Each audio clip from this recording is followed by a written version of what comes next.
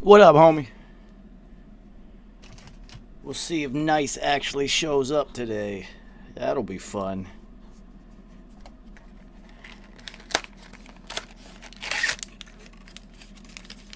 It's always a good time when Nyce decides to show up.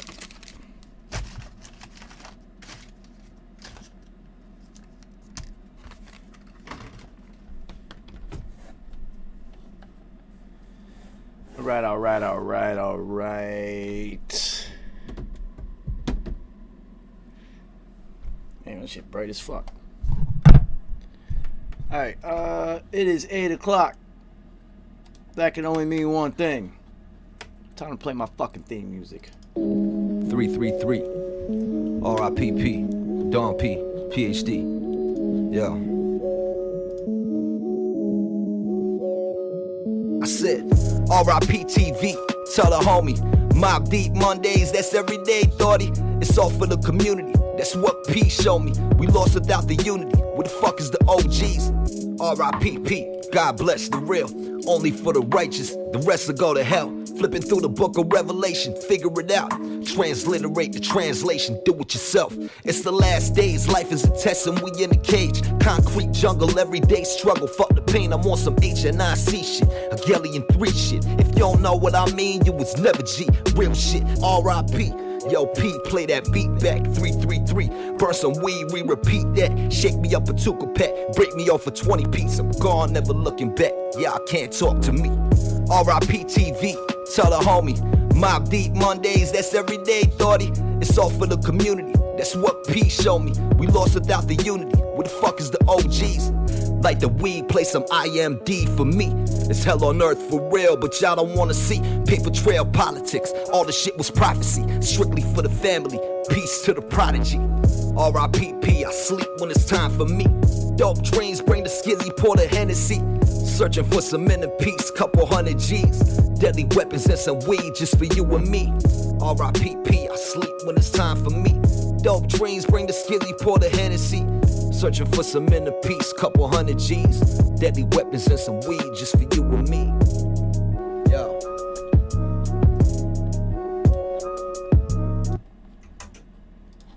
Yo, what up? Yo, yo, yo. Yeah, we in here like swimwear, back like a spawn. You know, man. I mean, Nyce said he's gonna show up, but you know, we know how that goes. Well, you know, Christmas is coming. This would be the gift. This would be a gift. Yo, so while I roll this blunt, what'd you think of this week? Pretty fucked him. I think this week ain't over. We still got another game to play. You know what I'm talking about? Yeah, but Lamar Jackson's not playing, so is this really a game? But they got their other running backs though. The people who get paid to run the they got J.K. Dobbins and Ingram back. Is RG3 still the backup there? RG3 will be slanging that thing. It's going to be RG3 to Dez Bryant. What is Dez this? for 8. What is this, 2006? What the fuck is this? No, you heard it here first. Dez going to have at least 8 catches. Yeah, guaranteed. Wow, that's interesting. He's going in. Like I had to look at my lineup because I did snatch Dez in one league just because I mean, he played for the wrong team for too long, but that dude was a monster. And just, yeah, straight up. And so if he can recapture any of that, it's going to be fun to see. And people forget RG3 can throw the rock. Yeah, he always had a very, very accurate deep ball, too. He can throw the rock. Yeah. So I think we're going to see something a little different. I mean, listen, Lamar is the starter. We get that. But unless he starts getting the rock to these receivers, they're never going to advance far into the playoffs. They're not going to get to where they really ultimately want to be, which is getting the chip. Just can't do it. Can't do it. You got to be able to throw to the receivers. Kaepernick could, and they damn near took it. Yeah, but you know what? The So, one thing he couldn't do is not throw it as hard as you fucking can when they're 7 yards in front of you. yeah. That guy literally threw it as hard as he could every single Yeah, play he didn't know how to modulate. at Put a little all. touch. Yo, so I'll get something out of the way quickly. I think I might have built an insurmountable lead this week because your boy is on fire once again. This is my third 14-2 week pending Pittsburgh beating Baltimore, which is probable. Yeah. Well, Here's the funny thing though, Kerry. Game picks bodied it. Fantasy got absolutely bent over and raped. Thank you, John Gruden and the Raiders' entire offense for not even existing this week. Thank you. it was the exact opposite for me. I killed it in fantasy. Killed it. Murdered it. But yeah, picks, struggle bus this week. Darren Waller gave me absolutely nothing. Thanks, buddy. Thanks. I was going against Derek Carr, so thank you, buddy. I had another 14-2 week, and the two, honestly, the Vegas win, I wasn't going to pick Atlanta under any circumstances whatsoever. Just wasn't going to happen. And then I missed the San Francisco and Rams game, obviously. And had I done my homework, I would have. Debo was back. Well, I didn't know that, but had I done my actual history on this, I would have learned that Shanahan has been giving it to McVay every single time they match up since McVay's been. That's right, they're homies. Yeah, he's been giving it to him. His record's I think he's undefeated against him, and I didn't know that. And had I known that, I would have picked the other way. But other than that, homie. And we should have heard the bicycle. We should have heard Debo's bicycle from down the street. Yeah, he got busy this week, but the Washington pick this week was easy for me because I've been riding against Dallas all year, and ever since Alex Smith has been put into the starting lineup, I pick them every week. Okay. Most oftentimes, people try to say that they get up in the face of tragedy, but it was just too much. Like, homie collapsed on a Thursday, and then it was too much. It was too much. Plus, as I've been saying it for 4 weeks straight now, the Washington Football Club of gentlemen playing combat sports in the District of Columbia while yet still socially distancing, a.k.a. the Chocolate City Bigums. That's right. The Chocolate City Bigums are a completely different football team with Alex Smith at quarterback. And do you also remember what I said? I mean, and even with Kyle Allen, it was still fun. But remember the 2-point conversion that they went for against the G's, and they didn't get it. But I told you, I said that was going to be a turning point for this team because now they're looking at Riverboat Ron. They're like, oh, all right, you rock with us like that? Okay, watch this. And they've been playing their asses off. Yes, they have a whole team of no names too. That's what's great about it. It's just I mean, people gonna know that defensive front line. Not only that, that Terry McLaurin kid can really play. And I mean, I've been riding it, except for this week I didn't do it because they played on Thursday and I couldn't. Antonio Gibson, been riding him in the fantasy train, man. He's 2 touchdowns a week, guaranteed. Yeah, 3 on Turkey Day. Yeah, this guy has 2 touchdowns guaranteed, and he's super cheap in the fantasy leagues. Alex Smith is the perfect quarterback, literally for any running back, but especially him. Oh my God. Nah, it's really but college again. That's how they used him at Memphis. He was catching the rock out the backfield. He was doing everything. All right, I wanted to go with you on the Jacksonville pick because I know how hard it is to go down to Jacksonville at this time of year. It's swampy and you're not used to it, and they almost did it. They almost did it. They had that thing. Now, had it been like sub-freezing temperatures in Cleveland when they left, I would have went with Jacksonville. Okay. But the temperature. It was for Chubb. It was because of Chubb they won that damn game. Of course, he's been balling this year. And then the other one, the Tennessee and Indy one. Once they said DeForest, no DeForest Buckner meant Derrick Henry was just going to run through the middle of the team like nothing, just pew, and he did. I actually meant to switch that pick because I saw the injuries and I was like, oh man, they missing like 2/3 of their defensive line. Yeah, and then the other one that I thought held down again like that. Yeah, He had a monster. the other one that I thought was a really easy pick was New England. It's Kyler's first time. It's Kyler's first time playing the Patriots, and it was in New England. And I was just like, that's an easy one. It's too hard to win there your first time ever. See, all these things I knew, but I was hoping that I could gain some ground. So I was just No, this was the rolling week to dice. do it. I mean, it's definitely not over. We got 5 more weeks left, probably 6, given the fact of how the Roni's taking toll in the league right now. But yeah, the rest of the games, I mean, most of these are pretty cut and dry. I feel like most of them are pretty easy. I had a couple that could have swung. That Miami and Jets game. Had the Jets had Joe Flacco starting, I might have rocked with the Jets. These dumbasses went back to Sam Darnold. I would have rocked with the Jets too if they would have started Flacco Rita. I would have. And I was looking to see. And as soon as I saw Sam Darnold was starting, I was like, all right. Yep, me too. I usually in the games that could swing either way before I even picked them, I put like a little mark beside them, and that was the very first one that I was just like, let me see who's playing quarterback, because Flacco, as much as I dislike him, utilizes the offensive weapons that he actually has. And but also, you know what else happened this week that meant disaster for the Jets? Fucking Adam Gase started calling plays again. Why did he do that? And they said it's because Sam Darnold was back at starting QB. And look, they put up fucking 3 points or something stupid again.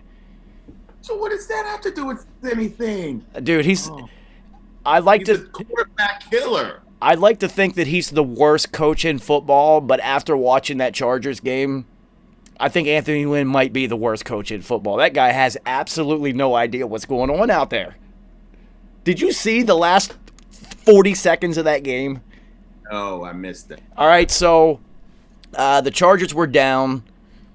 Herbert, again, in the other leagues that I entered, Herbert didn't do me any favors this week. Only 1 touchdown.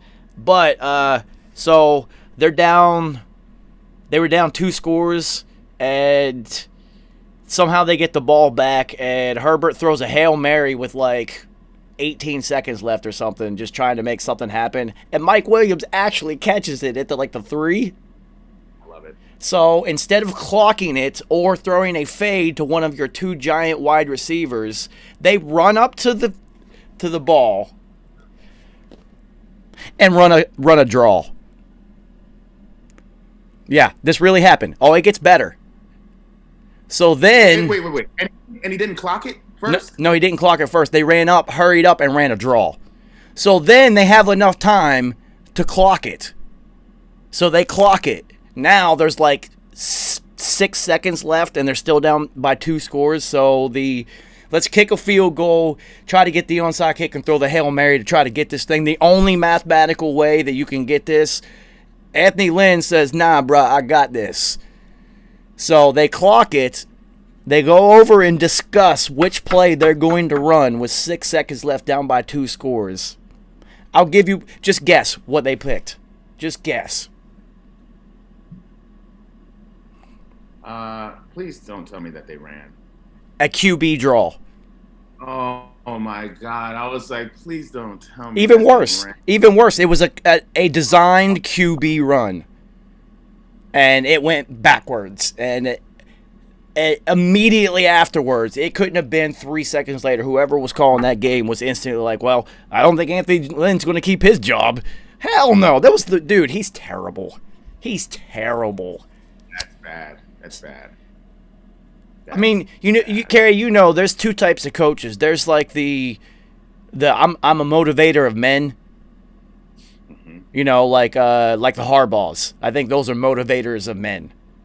And Tomlin seems like he's a motivator, right? And then there are the X's and O's, the ones who understand football to the highest of degrees.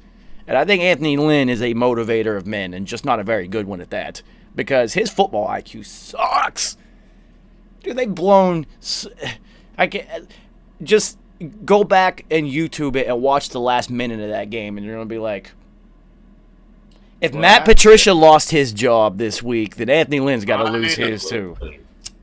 Oh my God!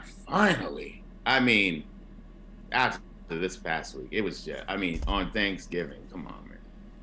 For the world to see. Like, there's no hiding it now. We all see it now. We all see it. It did him no favors that DeAndre Swift was out, but oh well. I mean, you know, the magic in all this, Kerry, is somehow, some way, Adam Gase has outlasted another coach. Mm-hmm.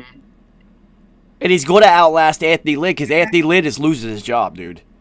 Had the nerve to take over play calling duties again. Again. I mean, there's people who are flagrant, but this guy is just like, he don't give a fuck. He's just like, nah, watch this. Watch what I do now. I'm going to show you my genius. He has something on them. So he got something on them Johnsons. He got something on them. He got something on ownership group. He definitely does. And, you know, once again, it's funny because things that we talk about come to fruition in the league because, A, we know what we're talking about, and they just make football sense most of the time. It's just like, what would you do if you were in this position?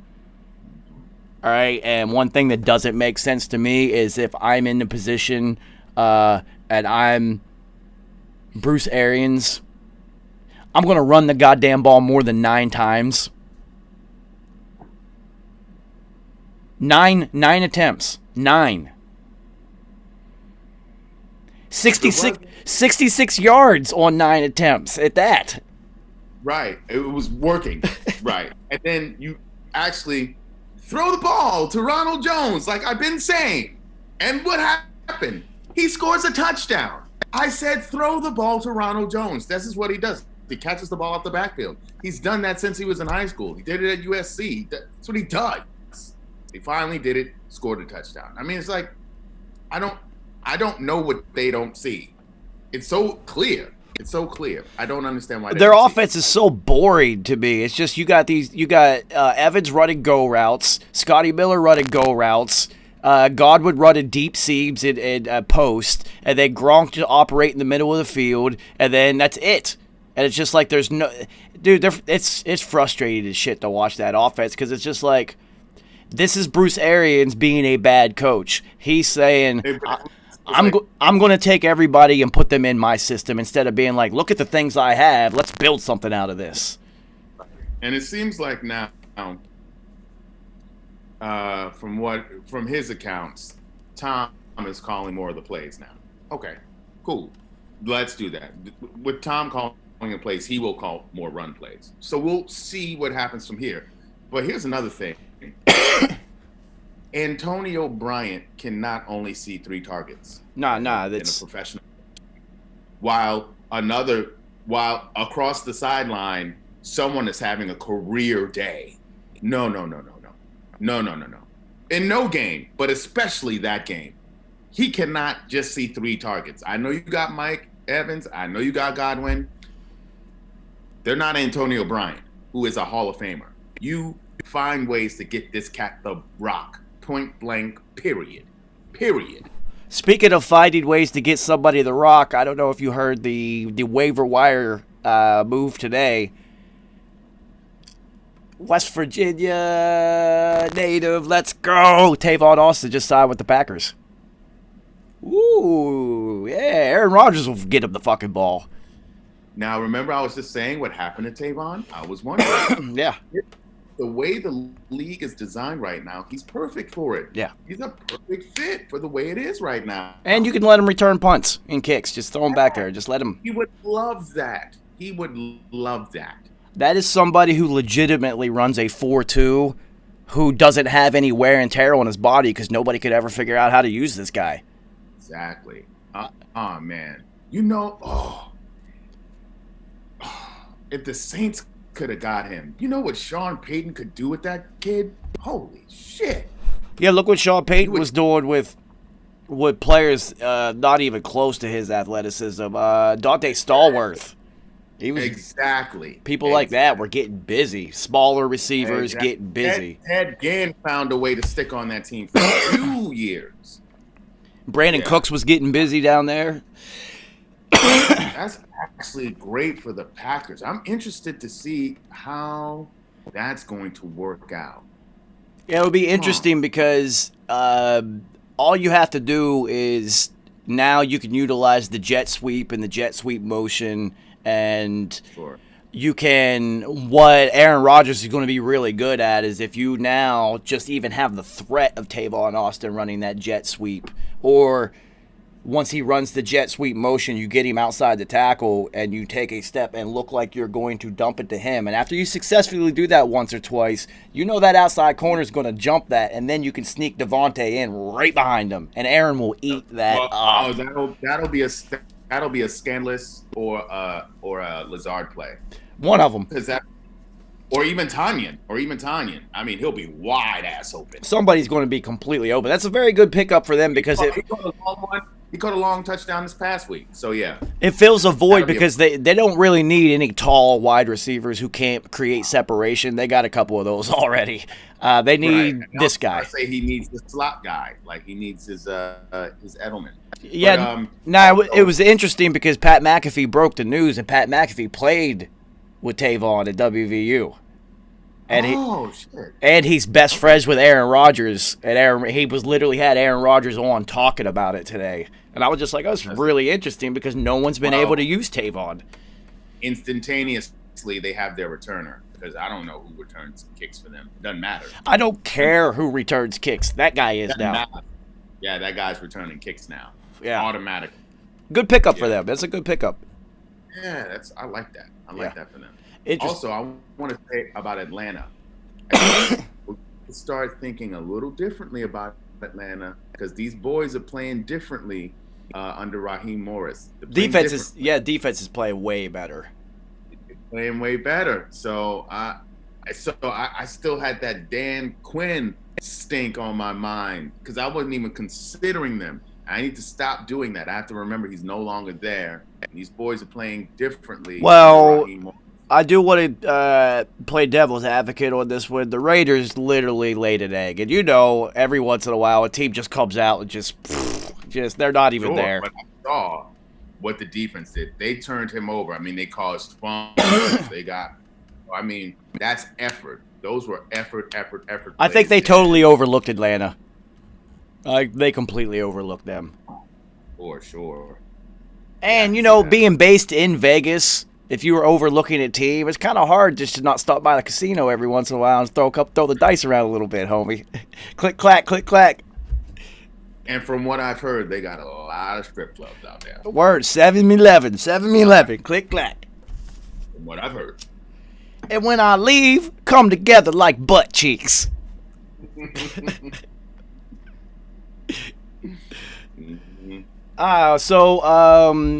Detroit looks terrible. I will say this, though. Adrian Peterson was running fucking hard, man. That's all he knows how to do. Dude, he still looked good. Oh, Will Fuller done for 6 games. PED suspension. It's just a matter of time. Oh, so he started taking PEDs so he wouldn't be hurt all the damn time. Oh, okay. Him and Bradley Roby both suspended for 6 games. So that's the rest of this year, but they weren't making the playoffs, so who fucking cares? So that means the waiver wire pickup will be Kuti. Yeah. He'll be the one to get. I mean, I know Deshaun's over there looking like, yo, who the what? Like, can I have anybody to throw this fucking football to, please? Anyone? It's funny because on Good Morning America today, they had Andre Johnson on there as a guest. First of all, I've never heard Andre Johnson speak in my entire life. I don't think. And I still haven't. I lived in Houston, and I lived 3 blocks away from the stadium. I was in the locker room. I don't know how this never happened. This dude has think of Barry White's voice and then double it. That's really? How deep this damn. Oh my God! I was like, what the fuck is that? I almost was like, let me call his agent. Let me get him into some audiobooks. Word. Let me coach this. No, it's ridiculous. It's ridiculous. And he was saying how he never actually got to play with Deshaun, but he really likes it. And him and D Hop are really close. And he's like, D Hop looks up to him like an older brother. So I was like, yeah, it makes sense. Just think they were on the same squad at the same time. D Hop and Andre Johnson. Oh, with Deshaun Watson, who is incredible. Oh no, Deshaun wasn't there yet. They had Schaub. Well, they had a amusement park turnstile of quarterbacks there for a while. You know, Fit Magic also played there. Of course, and he threw a franchise record 6 touchdowns in one game, which he'll do that. But he'll also throw a franchise record 6 interceptions in one game. But Fitz Magic, they all love him. It might even be the same game with him. You never know. That's the crazy part. And look what happened. Fitzy got back in there, and he did what he does. Yeah, he's like. What's going on with Tua? Well, this is the thing with him. He's injury prone. Yes, I knew that. He is fragile, and this is the NFL. And even in those hits that don't look like they hurt, the ones that don't look like they hurt are the only ones that do hurt. Yeah, and he holds the ball. He loves to hold the ball, which just opens him up to all sorts of pain. And being a left-handed quarterback, I don't care. It makes it difficult. The right tackle he's never been equipped to be the main pass blocker. That's why he's on the right side. So you can't just take a left tackle and switch him to the right. It's yeah, and that rarely ever works. Yeah. Rarely ever works. Yeah, because if you're a left tackle, you've been the man your entire career, so you've always been the left tackle. Your body remembers. Your muscle memory works a certain way. Yeah. So to just that whole shit up it's really confusing. So he's just gonna have to get stronger. He's going to have to. Because I'm thinking about all the lefties that were in the league. I mean, Boomer took some hellacious ass hits, but Boomer was tough. I mean, he missed a good amount of games, but he was tough though. Steve Young was strong. Steve Young was a strong cat. And he actually ended up leaving the game because he didn't want to keep getting concussed. Yeah, so, too many big hits with him. A Hall of Famer left the game, Well, Michael Vick doesn't count because you couldn't hit him. No one ever hit him that hard. I know. Wait, and Tua's not going to get that fast. I'm sorry. No. You can get stronger. He's not going to get that fast. One of my favorite slept-on quarterbacks of all time, Mark Brunell, man. That was a successful lefty. Again, another tough guy. He was tough. He was smart. He knew how to get rid of it. And he didn't just hold on to the ball like that. He knew how to get rid of it. He knew how to get the ball into the hands of the playmakers and let them do the damn thing. And boy, did he have two of them out there. Jimmy Smith and Keenan McCardle. That was a tandem. And listen, any quarterback who can make Kyle Brady look good, hey, you are something, my friend. You are something.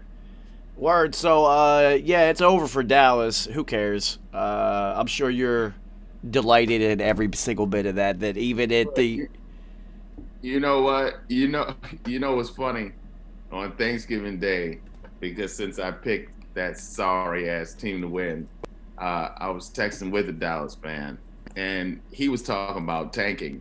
Now this is my boy from back day, and I was like, I never thought I'd see the day when I want your sorry ass team to win and you want them to lose. I mean, Dallas fans have given up at this point. 2020, man. Who they're tanking for, I don't know. They're not going to get Trevor. So, I mean, I don't know who you're tanking for. Yeah, I don't know. You need to pick the quarterback you have and protect his ass. Restock up on that line just like you did before. Get rid of Zeke. Move on from that experiment. Move on from Zeke, and then you can bring in a free agent O-lineman to help get this thing moving again, and then draft another O-lineman.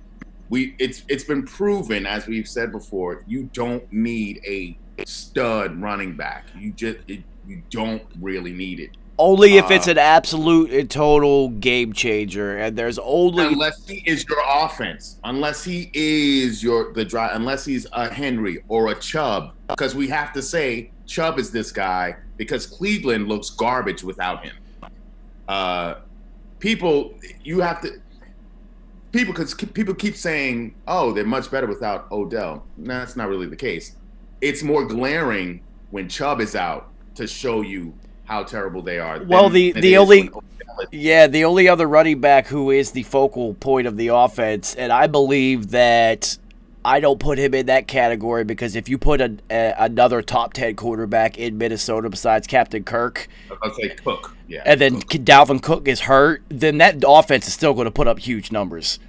If you got bomb-ass receivers and an underutilized Irv Smith who can ball. Watch when someone actually throws him the rock. We'll see Irv Smith, the tight end, balling. Yeah, no, so that's the only one. But Derrick Henry's different. He's different, dude. He's different. He's so different. You're not supposed to be that goddamn big and that fast. I know. That doesn't make any damn sense. So you got to look at Dallas. They have to look at Washington especially and look at Antonio Gibson, who's a rookie who's getting busy. And it's just like, we gave Zeke how much money and he's doing nothing for us. That, or they just look at how Denver has always done it, going sixth round especially to get their running backs, and they've all been like pretty damn successful. And Henry, I believe, is the only running back in history to have 2 90-plus yard rushing touchdowns, like 97 plus. And that's hilarious considering how goddamn big he is. That's what I'm saying. Not Barry Sanders. You know what I'm saying? Not the juice. You know what I mean? Well, Derrick Henry has the advantage over other running backs for long distance runs because he has a long stride. So after 30 to 40 yards, that's when the stride kicks in. I believe he was a track guy too. Oh, that definitely makes so much sense. His form, right? Like he would show up at track meets and people like, "There's no way he's fast," and then blow people away. Since I ran track, I've seen cats like that. Oh, I have too. Yeah, he's a football. Oh, he's fast. Oh, okay, he's running track for football. I get it, but he just happens to be really fast. I love the ones that are chubby that aren't even chiseled. And you're just like, why is he running the 100? And then he runs like a 10.8 something. And you're just like, what the fuck was that? Yo, there is a cat like that. I can't remember his name, and I'm trying to remember what school he's from. But there is a cat like that in college right now. Teddy's just jangling all over the place. Fast as hell. Yep. All right, so let's talk about the other glaring thing before we tear down some individual games. What the fuck was the NFL doing to Denver this week? What was that? They moved Baltimore's game around 7 times to accommodate the Ravens, and they did that to Denver. Fuck you guys. Well, I heard the explanation on that one. It's because in Baltimore they couldn't contain it, whereas in Denver it was contained. So it was just contained to the quarterback's room, right? Whereas in Baltimore, it was all over the place. All right, so let me ask you another. In the worst place in this season, Baltimore's been one of the worst places for runs. All right, so let me ask you another question that shows a glaring mistake by John Elway. All 4 quarterbacks.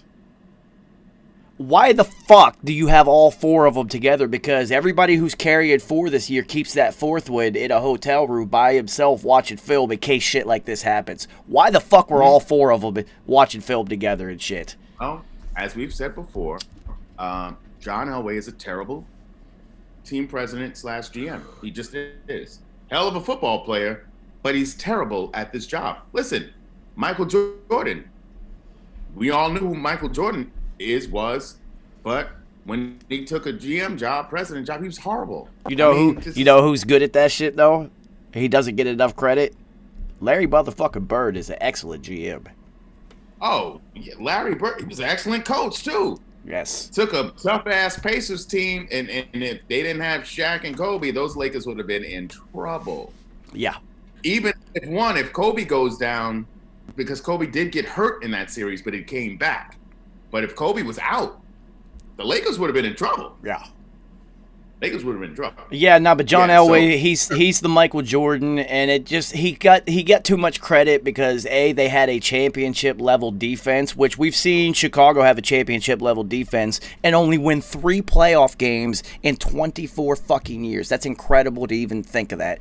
So they had Peyton Manning for 1 year where he threw 50-some crazy touchdowns, and then they actually... The next year, he was noodle arm. He was noodle arm, but you know what? He knew that he was noodle armed, and it wasn't like he was out there throwing picks. Because he knew that, he called the plays that he knew was going to be successful. Exactly, and John Elway they don't have that. They don't have his brain. First of all, so John Elway will forever have credit for getting Peyton Manning to sign with Denver, and that's it. That's it. And plus, because he won chips there, like they're never. It's going to take a lot more for them to want to crucify. Oh, he is the Michael Jordan of the NFL, because without Terrell Davis, a.k.a. Scottie Pippen, he doesn't win chips. Exactly. Because we've seen every single time before that, Denver got blown in the chip. Not just lost the game, got blown. 55-13. I'll never forget that one. Oh, my God. I'll never forget 39. What was it? 39-10 or 39-20? Jeez. Yeah, man. Man. But a former player who is killing it, John Lynch. Yeah. Listen. Excellent. San Francisco should not have 5 wins right now. They should not. They keep with second, third string quarterbacks, second, third, fourth string running backs, wide receivers. They just get off the street. Like, it doesn't make third string linebackers and linemen. They keep winning games. It doesn't even make sense. Well, Shanahan's an excellent coach. He's proven that. Look what he's done. Look what he did with Atlanta and that offense. Had Matt Ryan win an MVP, and they had the number 1 offense in the league. Should have won that Super Bowl. That's all on him and Dan Quinn not overriding and be like, yo, would you stop throwing the goddamn ball and just run it? Shit, we're up by 28, you fucking retard. Listen, let me tell you something. Bill Parcells would have did that shit. He'd have been like, what the fuck are you doing? Exactly. Run that motherfucking ball right now. Period. I mean, he used to get in Belichick's ass. Like, what you doing there? What you doing on defense? You think Bill Cowher wouldn't have stuck his chin into the offensive huddle and been like, what the fuck is going on in this motherfucker? Fuck you doing over there? Yo, I could. It's crazy. It blows my mind. But then again, he took the San Francisco team and had Jimmy G hit that one long throw. He hits that when San Francisco wins the Super Bowl. He was there. He had him. He just had to hit him. But that's the Super Bowl for you. That cheap team beat. That's the Super Bowl for you, because look at the second Patriots and Giants win. If Wes Welker just catches the goddamn ball, the game's over. Game's over. You guys got 135 catches during the season, and he drops the most important one. Thanks, Wes.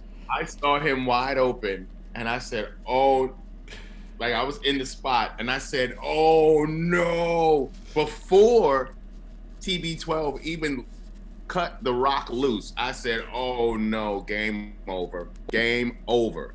And he threw it to him. I said, that's it. I went to turn my head, and then he dropped it.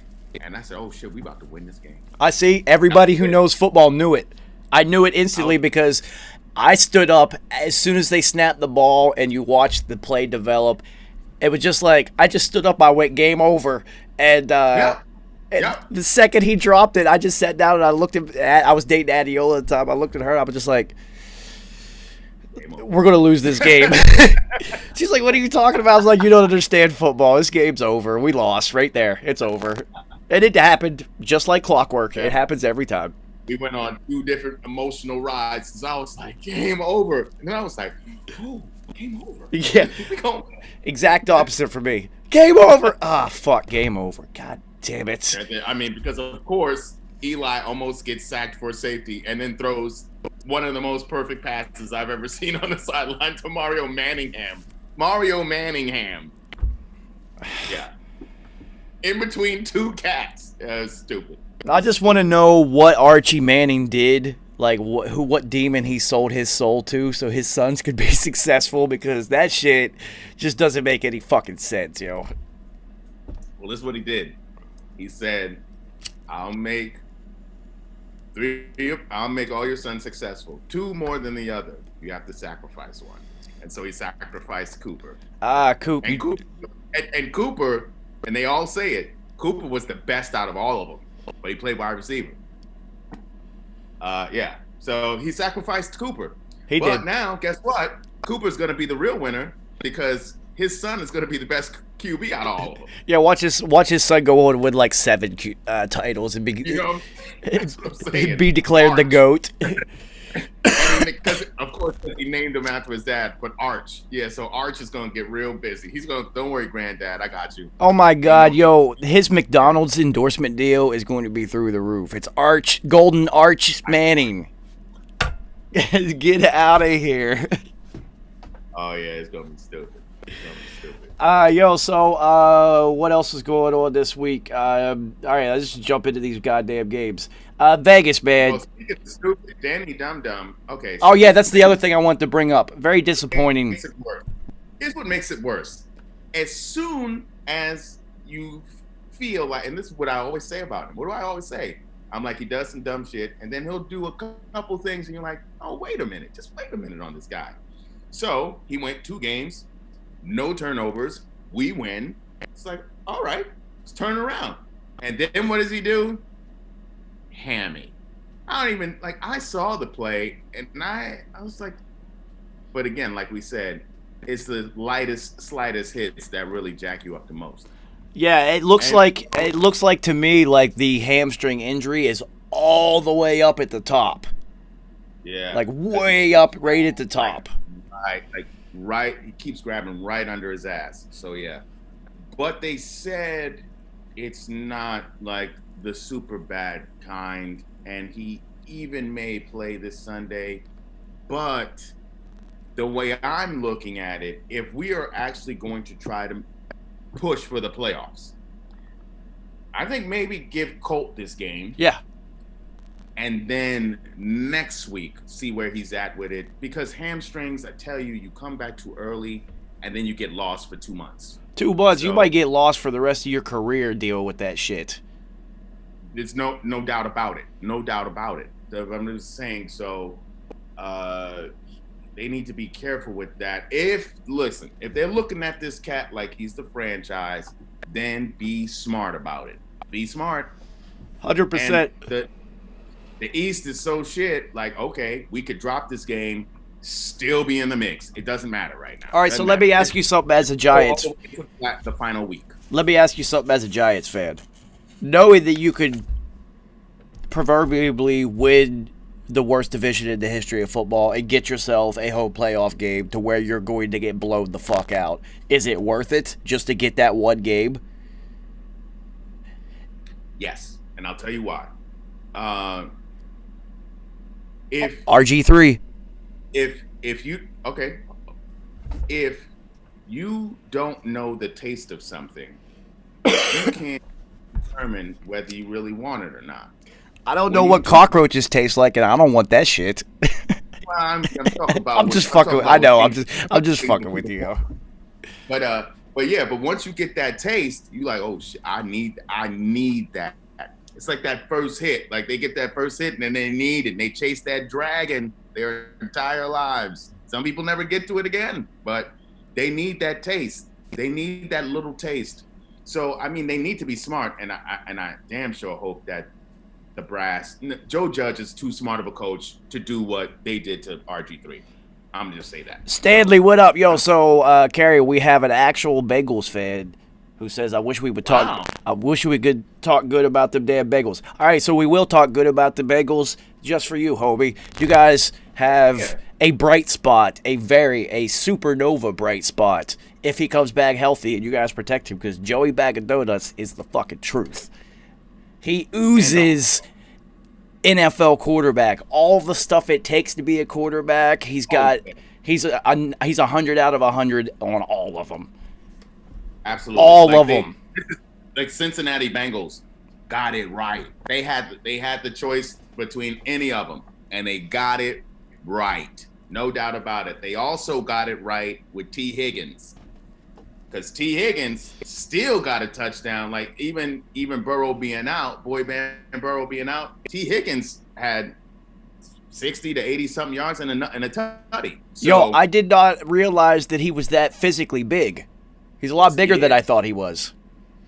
I'm saying, I've been telling you about T. Higgins. No, T. I knew. Higgins No, is- he was. I knew he was good because at Clemson he was the best receiver on the field for them, and that means something over the past decade.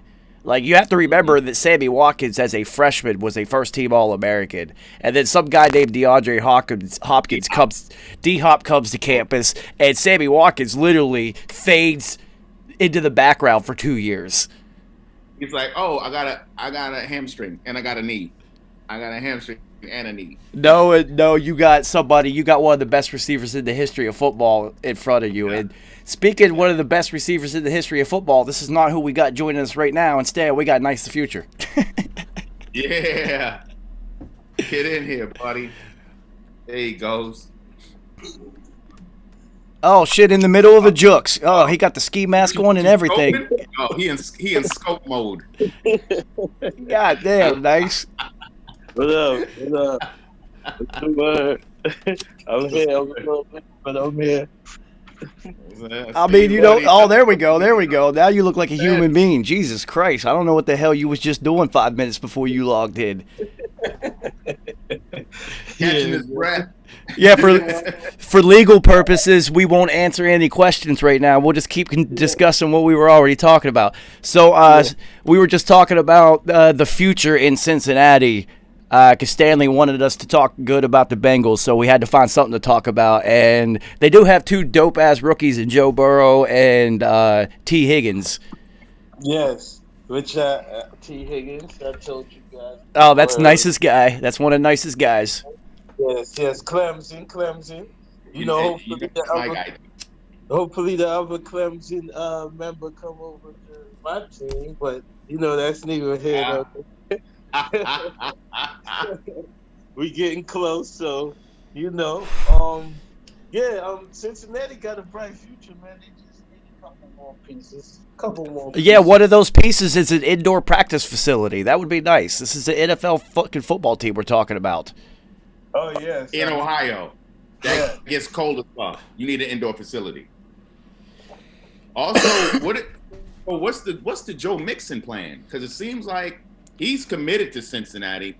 He's someone who wants to stay in Cincinnati because they gave him his shot and he's great. He's deeply appreciative, so he wants to rock with them. And he was having a great season before he went down with this injury. So, well, I mean, you have people who want to play in Cincinnati. Well, are actually good. I think having Joey Bag of Donuts makes you want to play there because that's like a quarterback that you're just like, oh man, yeah, nah, I fucks with this dude. Yeah, man. He actually sees some progress, some positivity. Yeah, they got a lot of positive things going on in Cincinnati, man. They need a tight end. I know they lost their tight end early in the season, but he was like all right. He was all right. Well, you know, any young quarterback is a tight end is your second best friend outside of, outside of a left tackle. So, yeah, they love the tight. So you catch one of them tight ends. Actually, I feel like you could catch a tight end on the free agent market. I mean, Ertz. I don't know where Ertz is at right now. I don't know if he's completely washed right now, but you may be able to get like 2-3 seasons out of him until you can like draft another one. Well, it depends on what their it depends on it depends on what their draft capital is. If you have proper draft capital, then you could get Ertz, and then you could go just draft. Listen, just whoever's playing tight end in Iowa, draft that guy. Just do that. Doesn't matter what his name is, just draft him. He's going to be a beast. Mm-hmm. And you're going to need a tight end in Cincinnati who can also block. It can't be like Evan Ingram who just runs routes and shit. No. You need a complete tight end. Yeah. So Nyce. We did. Now we'll talk about them in a second. We're not going to skip over them today. Because we really just got into it because we did have to talk about Thursday's games and Matt Patricia finally being fired, which we called in the preseason. You know what's crazy? What if Chris Herndon went to the Bengals and all of a sudden became an All-Pro? Oh, man. Oh man. I mean, it's possible. Anything's possible. Anybody It's who's possible. apparently. Yo, Nyce, tell us, Nyce, tell us why your man Adam Gase took over play calling duties again. Please tell us. I have no idea what's going on, man. All I know is our plan right now is to lose every single game till the season is over. Oh, yo! I just had a high thought. I just had a high thought. Nyce, you might actually be right. What if they're keeping Adam Gase to ensure they go 0-16 and actually get Trevor? Yeah, that's the plan. I mean, you can watch some of the games and you can see they're actually they're like they'll be in it, and then like by the third quarter they're completely out of it. It's nothing going on. Like, Kerry, it's the only thing that makes sense because he's glaringly the worst coach in football through the first half of the season. And we're watching all these other bad coaches get picked off one by one because we just saw Matt Patricia go down. Now we're going to see Anthony Lynn's going to lose his job. That's definitely happening. You know, and then he's going to lose his job, and then you might have another one lose his job. Possibly. I don't know. I think Anthony Lynn might be. Well, Fangio, Vic Fangio. Oh my God. I was gonna say, don't say Fangio. I was gonna say, don't say Fangio because you lost. I mean, come on, you lost your starting receivers. You lost. I mean, yeah, no, he'll get another shot. He'll get another shot. That's part of your team when you lost Von Miller. So I'm thinking that literally this might be a genius move on the part of the Jets. They said the rumor that's going around right now. They said that the Jets looking at Fitzgerald from Northwestern. They said that's who they got their eye on right now. I don't know if he's gonna leave there. Like he's a lifer. Yeah. I don't know. Yeah, I don't know. I think he's more of a college coach. I think he likes the whole recruiting and shit. He played at Northwestern. They love him there. Like, nah, I don't think. Well, no. If they are intentionally keeping Adam Gase, that is one way to guarantee that you are going to lose all of your games. That's without a doubt. That's actually the smartest thing. If that's their actual plan, that's the smartest thing they've done. Okay, that makes sense. Because let me tell you something, they should have beat the Bills. Yeah. They should have beat the Bills. So Kerry, I think this is actually it because look, they should have beat the Bills, right? They had Flacco slinging it around, and immediately after that, Gase takes over head coach or play calling duties again, and he puts fucking Sam I Am back in, and they get they beat a Cincinnati team without a starting quarterback. Ryan Finley, for Christ's sakes, got a W in the NFL. Mm-hmm. That's incredible. Talk about not having a quarterback. We were actually touching on that Denver game when they had a practice squad wide receiver who was apparently working in an office job the week before. Play a professional quarterback. The game. This wasn't a practice. This was the game. Yeah. So Nyce, let me ask you something about that. Do you think what was the most out of place athlete this week? Was it that I don't even know the kid's name. The quarterback for the Hinton. Was it Hinton or Nate Robinson? Oh man. Yeah, that's a tight one. That's a tight one. No, that's easy because Hinton had teammates who were actually pulling for him. Ain't nobody was claiming Nate after that shit. Everybody was like, I don't know him. I don't know him. Yeah. That's not my man. That's not my guy. Not at all. All right, well, yeah, let's get back to football. We'll talk about boxing, which we rarely talk about anything else besides football, but it was Mike Tyson and Roy Jones, so we're definitely going to talk about that shit. Yes. So, I got to give credit to the Giants for, at least pulling this game out. And then once again, Kerry, this is another no-name rookie running back who's putting up 100-yard games, touchdown here and there. Gallman Jr., again, it's proving that it's stupid unless your name's Derrick Henry to give a running back $100 million. Well, see, this is Gallman's third, fourth year in the league. Well, see, I've never heard of him until this year, so. Well, he won the national chip with Deshaun Watson. Yeah. When when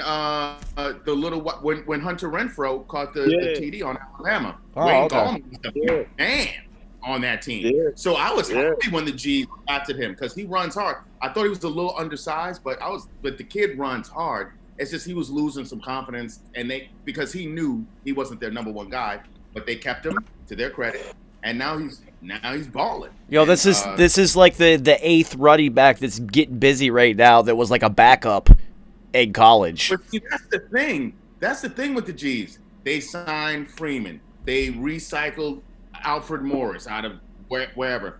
Gallman was there the entire. They tried to go to Lewis. Gallman was right. I'm right here, y'all. I'm right here. And so now they're finally giving him the rock, and you see what he's doing. Yeah. I mean, he's doing very well. He's tough. Yeah. He's a tough guy. Yeah. Yeah, the G-Men, they definitely kudos to them filling out that win. That got the number one spot in the NFC right now. You know, that's been a merry-go-round this year, so I'm not excited about it. Well, Dallas has been eliminated, so we can get rid of them. They're out of there. Yeah, they're out of there. Washington. Washington concerns me. I've been telling you, I was like, Washington, they concern. I'm glad we got those games out the way already, but Alex Smith, man, Alex play in situational quarterback. You know, he don't do nothing too special. He just gets the job done. Not gonna lose you the game. He's not going to lose you the game, and right now for Washington, they got to be ecstatic about just that because what else do they got going on for them? Because once they Nyce, like I told Carrie, is it worth even winning the NFC East and then hosting a first-round playoff game that you're going to lose by 40? Yeah, it doesn't matter. I can tell you right now, the happiest man in Chocolate City is Daniel Snyder. Because now that they're winning and Gibson is having such a huge season, that spotlight, that bright-ass spotlight of him fucking with cheerleaders and staff and taking his inner circle to all sorts of crazy sex parties on boats. He's like that spotlight is getting off him. You know what I'm saying? This guy is wilding out, and he didn't want that smoke on him no more. So he's the happiest man in Chocolate City right now. Well, I know the most forgotten man for the Chocolate City Bigums right now is Darius Geis. No one's ever going to say your name again, homie. I was the last one. Yep. Darius Geis disappeared. He had some skills too. That's a shame. He played. If Ray Rice couldn't get back into the NFL under any circumstances whatsoever after having multiple 1,000-yard seasons, Darius Geis, who never even got off the ground yet, you're not getting back in the league, homie. It's over for you. Well, also, and here's the biggest difference between Darius Geis and someone like Kareem Hunt and or Joe Mixon. Joe Mixon killed it in his workout. He killed, and then that incident happened early in his college career. And with Kareem, you saw what he did his rookie season. They were like, he can run and he can. And look what he did against the Patriots. And when the Patriots were still killing, he was like, oh, well, he's a good guy. I know this guy. I've known him for a while. He made a mistake. We'll just land the second chances, of course, no doubt. But Darius Geis hadn't done. I mean, he had a good college career, but he didn't earn a second chance. Nope. By any means whatsoever. I know he's really mad because the XFL is gone. Can't even go there. Exactly. So but an XFL quarterback won a game in the NFL this year for the Carolina Panthers. I was literally just about to bring up the Carolina and Minnesota game. I don't know if you guys got to see the end of that one. That was Minnesota. They should have lost that one too. It was. I did see it. First of all, Teddy did what he had to do. Jeremy Chin, easily defensive rookie of the year, but I've been saying that for a while. But Chin is really balling out, man. Yo, so that's the first time in NFL history that a player has returned 2 fumble returns for touchdowns on back-to-back plays. Back-to-back plays ever. Think how rare that. Think of the scenario of how rare that would be anyway. I don't even. Is that the first time that's ever happened in football history? Like, back-to-back plays, the same player on fumble recoveries for touchdowns, back-to-back.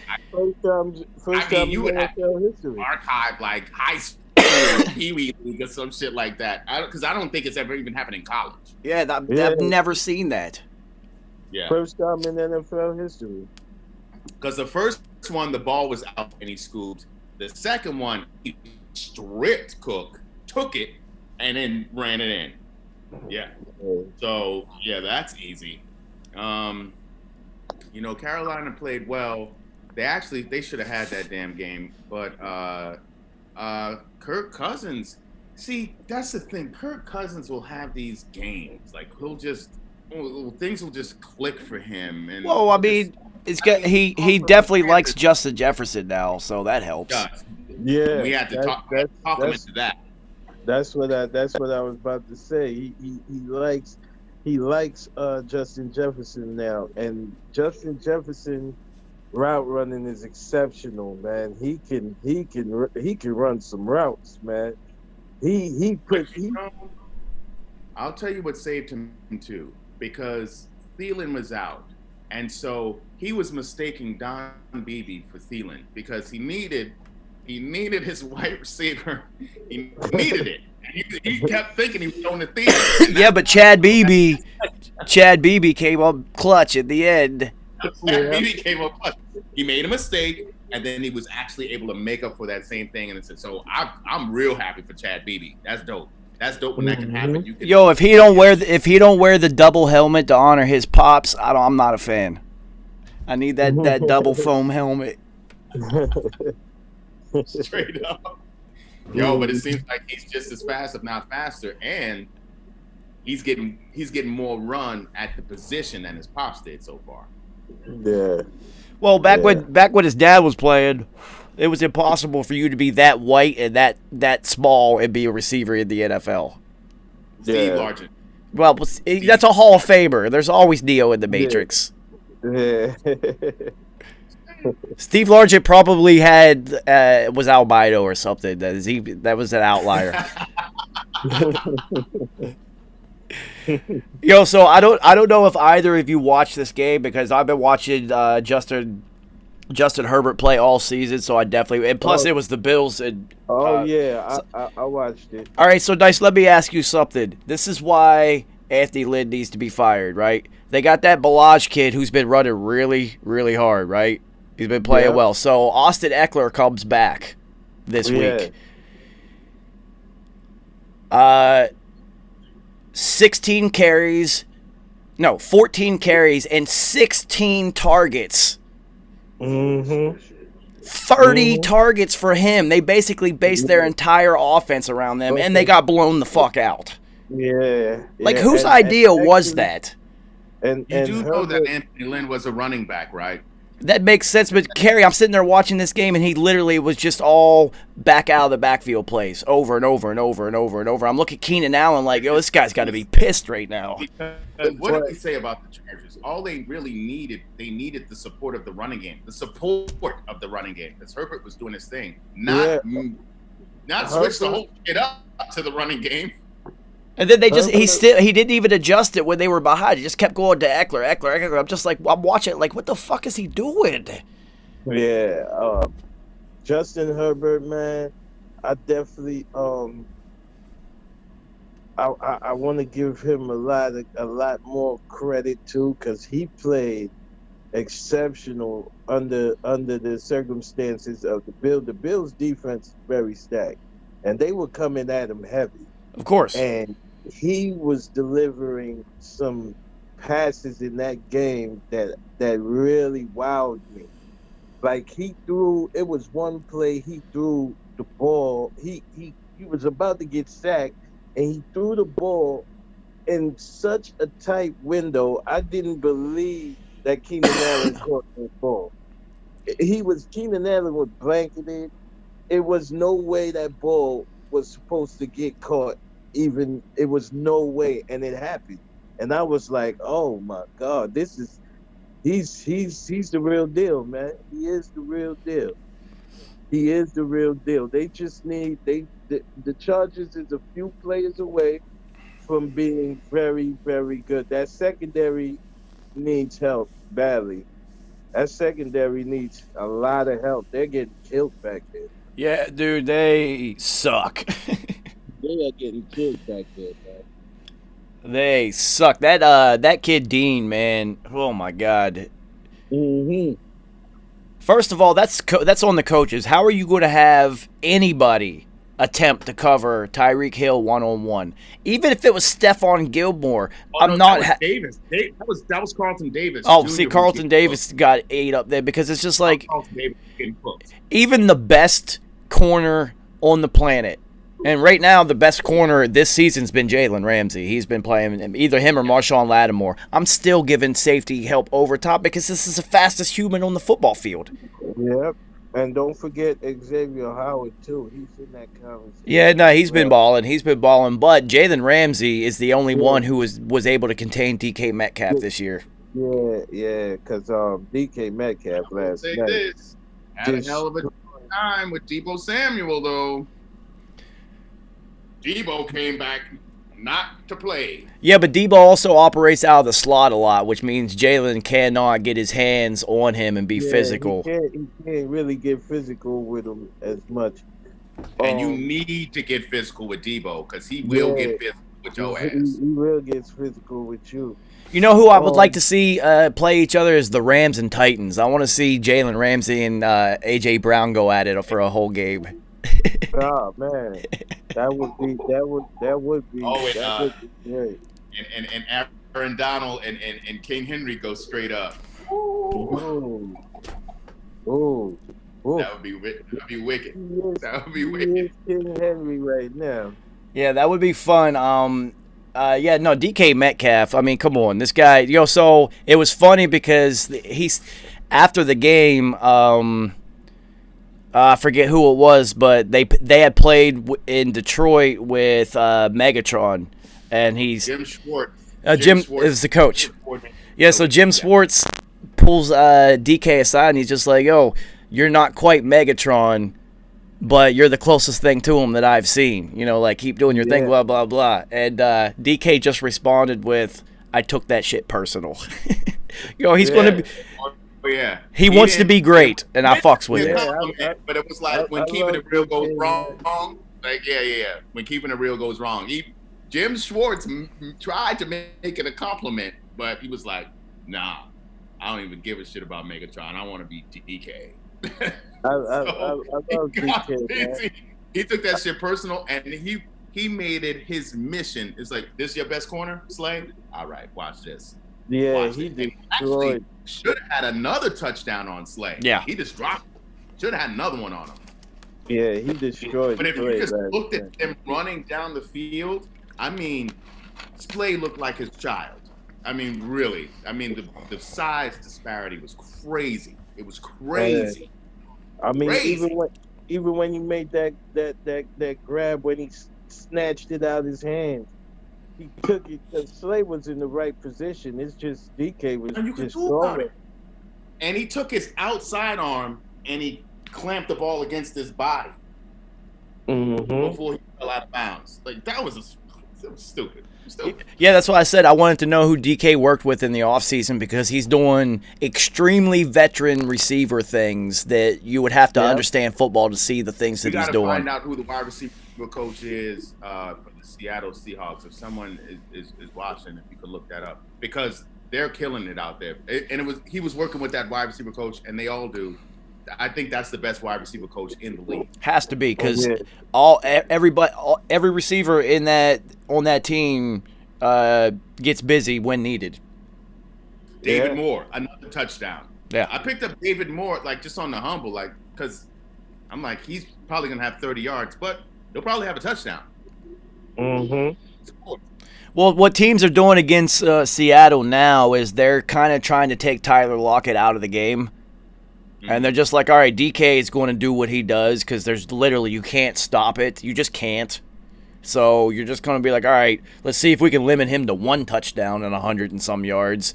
Get rid of Tyler and then see if we can get more and try to win the game that way because Tyler Lockett has disappeared over the last 4 weeks. Check Yeah, out this because hot take. that, Greg that's Olsen is going to have a turn back the clock game. Watch what I tell you.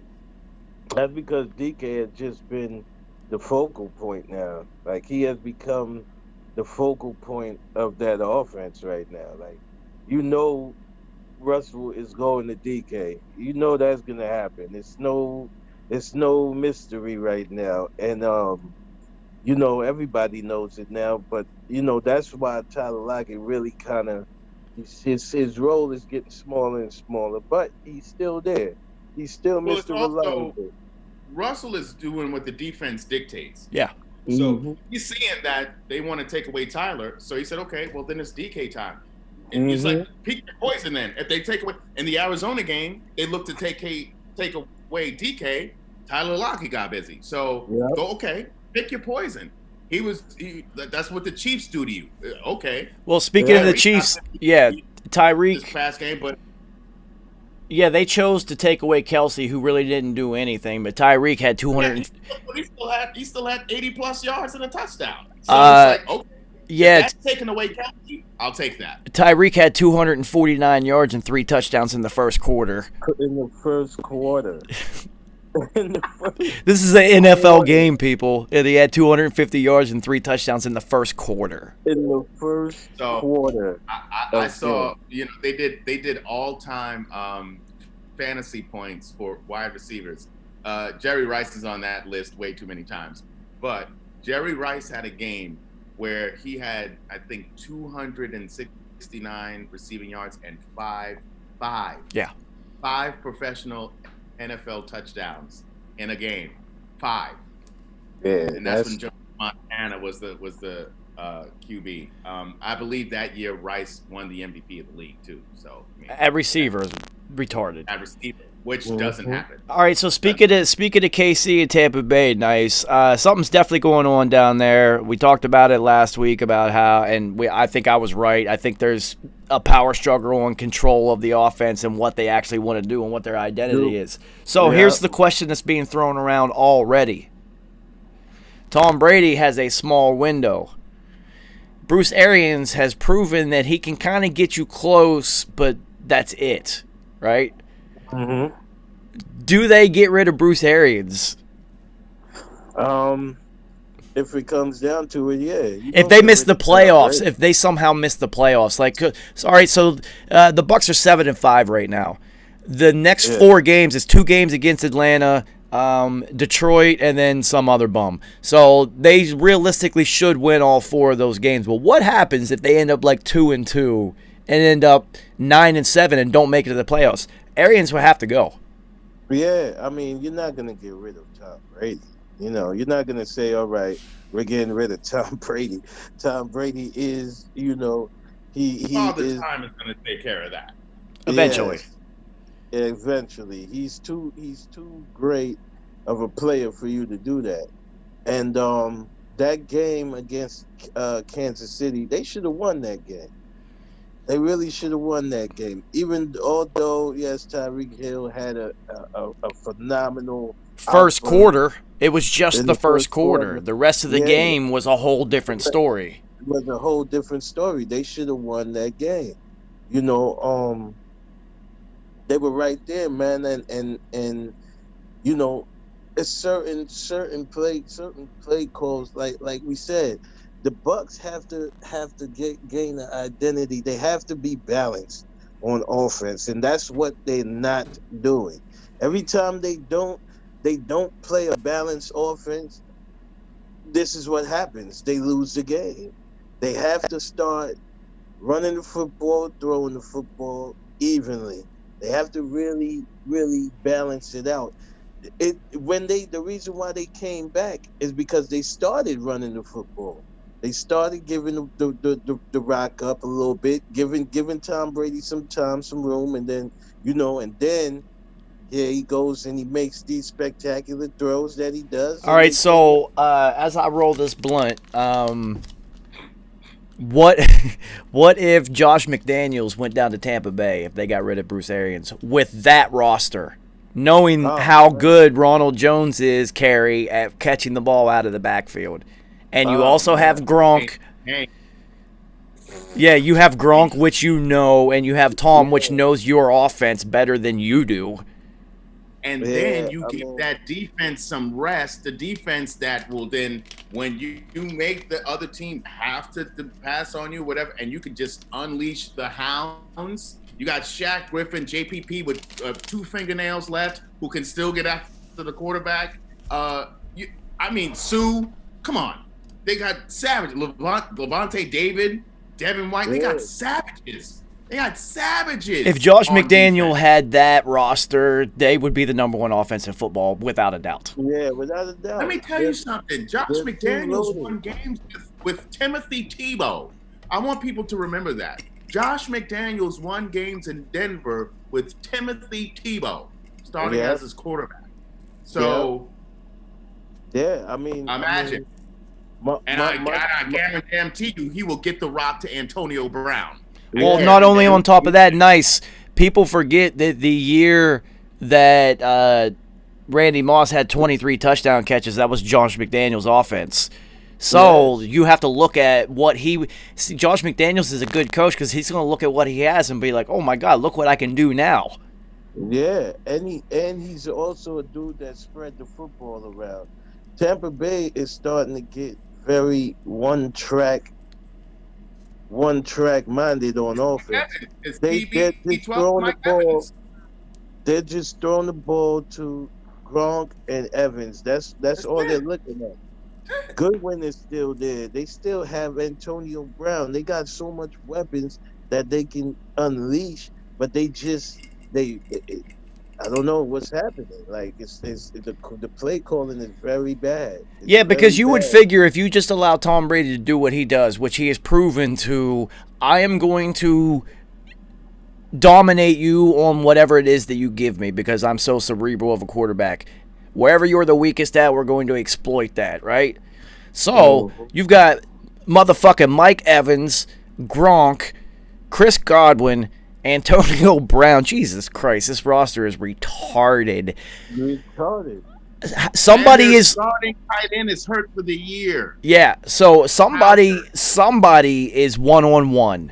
And really, realistically, we know how it goes. 2 people out of those 4 are at least 1-on-1 on any given play. So just, And all of them can catch the rock in double coverage. Every last one of them. Doesn't matter. If they're double covered. Every last one of them can still catch the rock. This is why I said there was no way they should have lost that game. They wasn't supposed to lose that game. I mean, they didn't lose by a lot. They finally was figuring it out, but it was too late. It was just too late. They ran out of time. And that's what happens every time Patrick Mahomes and Tom Brady play each other is somebody gets up to a huge lead and then just kind of just coast towards the end. It happens each way because Mahomes gets up to the lead. That's what I'm saying. When those two play each other, somebody jumps out to a huge lead and the other one fights back, and it becomes a thing. Yeah. So the other fantasy world alternate reality play would be, what if Tom Brady's like, yo, fuck this shit, fuck Tampa Bay, and ends up with the Rams because the Rams get rid of Jared Goff. I mean, that would be good, but I would rather him stay in Tampa. No, I know, I'm just saying, but the Rams are running Tom Brady's offense. Yeah. Effectively. Yeah, they are. They actually are. But it's way more weapons out there. It's way more weapons in Tampa right now. They just got to figure it out, man. They will. It'll be next year. It's not going to be this year. They're literally going to do what LeBron did with the Lakers. He's not going to figure it out in year 1 and year 2. They're going to figure it out and then that'll be it. Tom Brady should ride off after that. It should be over. Yeah. Should. Yeah. Should. I'm the biggest Tom Brady fan ever, and it's just like, yo, just get your 7th one. The league is already in good hands. Patrick Mahomes is already the face of the NFL. It's not you anymore. Absolutely. Yeah. Yeah, so like, just Right. go ahead, man. Go ahead. They're already saying that Patrick Mahomes is the best we've ever seen in position. You know, they're already saying it. I'll say that. Yeah. Mhm. Yeah. There's a difference between most accomplished, aka greatest, and best. There's a glaring difference in that. It's just people always get those two confused because Michael Jordan was both of them in one, and that rarely happens. So now everyone expected it to be, and that's not how, especially at quarterback. You're not going to be both because realistically, physically, A-Rod. yeah. Well, Michael Vick was the most physically gifted quarterback in the history of football because Oh, yeah. Oh. come on, he ran a 4.2 and he threw it at 90 yards. Like, Yeah. And he got 3 years snatched away. I mean, and he still came back to Philly and then balled again. I mean, Yeah. Bald again. he was the only one at that point in time to go into Green Bay and win a playoff game in Green Bay in the cold, even though they played in the dome. and They he, could not do anything with him. and yeah, he did it by himself. So Michael Vick, he kind of doesn't count because imagine if Mike Vick. Now he did have that effortless 70-yard bullet, but he didn't throw from multiple platforms and sidearm and like improvis like Aaron Rodgers and Patrick Mahomes. So And as a Algie Crumpler or Roddy White were out, he struggled. yeah. He had to run. It was going to be a running day. Yeah. But Patrick Mahomes is the, I don't know, man, because Patrick, he's going to have to sit down in the offseason and ask Aaron Rodgers how he gets the ball to drop in different angles in any way that he wants it, because he's still the only one who does that. Yeah. Mhm. Aaron Rodgers is still that guy, man. But Still that guy. I will give Patrick Mahomes credit. That 61.6 yard touchdown in the air that he threw to Tyreek Hill, I don't think it went above 12 or 13 feet in the air. It was 61.6 yards on almost a rope. And I thought to myself, well, he's the only one who can do that. Yeah. I mean, he does like circus things. Like he does like magic tricks on the field, and that's what makes people be amazed because he does real good circus tricks. Nice. There are quarterbacks that start in the NFL who can only throw it 61.61 yards. That's it for them. And there have been starting quarterbacks who Maximum effort. yeah, there's been starting quarterbacks who can't even throw it that far. And this kid threw it on an absolute bullet. I was watching it, I was just like, yo, it's still going. It's still going. Jesus Christ, it's over 50 yards and it just never went up. And then let's also talk about Tyreek Hill's speed, because on that first touchdown, he had to stop. That's how fast that motherfucker is. Yeah, the cheetah, man. Cheetah. It's He's a cheetah, man. He's a cheetah, man. the cheetah, man. That's what he is. Cheetah. Yo, I think he might actually be the fastest player on a football field that we've ever seen. Yeah, I agree. Quite possibly. Yes. All right, so Zoom's doing this thing. I'm gonna end this one, and y'all take a 30-second break, and I'm gonna send you the new link, and we'll get into next week's games. All right. The cheetah, man, that motherfucker is so goddamn fast.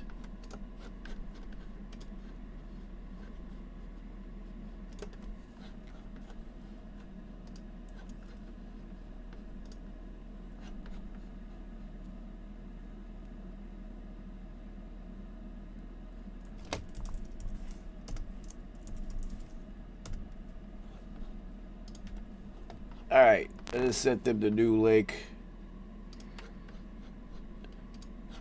Stanley is crazy because AJ Green was my favorite football player for many years in the NFL. Many seasons. I love wide receivers who catch with their hands. And AJ Green catches with his hands at all times. Greg Jennings was another one who always caught with his hands. Of course, Jerry Rice, Chris Carter. Randy Moss always caught with his hands, even though he looked like he was catching with his body because he would not put his hands up and he would catch down here. But AJ Green is an exclusive hand catcher, and I love that shit. AJ Green should go to Green Bay. That would be dope. That would be dope. That would be really fucking dope. Yo, so AJ Green should go to Green Bay next year, man. Why not? He's a hands catcher. It'd be like Greg Jennings all over again. Yeah. He could slide into the slot because he's no longer a number one. He could do what Larry Fitzgerald did, extend his career. And I would love if he did that, because to be such a phenomenal talent, it would be terrible for his career to just be marred in injuries at the end of it. You gotta have something else, man. You need a second act. And I think, unfortunately, for our Bengals fan, it can't be in Cincinnati. Nah, he's not going to want to rebuild. You go to Green Bay, Aaron Rodgers you're competing for titles right there instantly. Yeah. And you match up with Adams and Lazard and Scantling, and you just come in. I mean, listen, Randy, when he went to San Francisco and they went all the way to the chip, he got in some games. And I thought he should have played way more. Yeah. I personally thought that. But he was always effective when he got in, and he actually got multiple snaps. You need snaps. You know what I'm saying? You just need snaps. You need those snaps, even for the greatest. So it would be great to see him be a third receiver somewhere. I mean, he could still be a number two, barring health. Well, you would have to think that. You would have to think, Kerry, that what's going to happen in Green Bay is what I would say is the success effect. So, MVS and Lazard and who's the other one? Scantling. Yeah. So there's three of them, right? Do you realistically one of them's going to be able to go get some money somewhere else? Sure. Well, here's the thing. I think a player would actually be Scandalous, because they see how fast he is. Yeah, I can see someone like the Raiders going after him. Yeah, I agree. And then Lazard. Yeah. Scantling is the one who, if anybody would take a shot at those receivers, I think that's the one they would get. He got the size and the speed, and he really got good hands, because that catch he made. Who was they playing? Not the game before this one they just played. Yeah, it was super clutch. Yeah, that was the Jaguars. When they were playing the Colts, and he caught that one at the 50-yard line. That was a hell of a grab. That had to take a lot of concentration.